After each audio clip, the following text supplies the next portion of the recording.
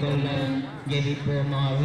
சர்வசக்தி உடையவருமாய் நித்தியவருமாய் இருக்கின்ற இறைவா, முத்திகப்பட்ட கண்ணிக்காயான மரியாதையுடைய ஆத்மா சரீரமும் தூய ஆவியின் அனுக்கிரகத்தின் மேலே தேவருடைய திருமகனுக்கு ஏற்றமான பீடமாய் இருக்க ஏற்கனவே நியமித்தார்கள். நீரை அந்த தீய தாய் நினைத்து மகிழ்கின்ற நாங்கள் அவருடைய இறக்கமுள்ள மன்றாட்டினாலே உலகின் சகல பொல்லாப்புகளிலேயும் நித்திய மரணத்தை நீங்கள் ரசிக்கும்படிக்கு கிருபை கூர்ந்தரலாம்.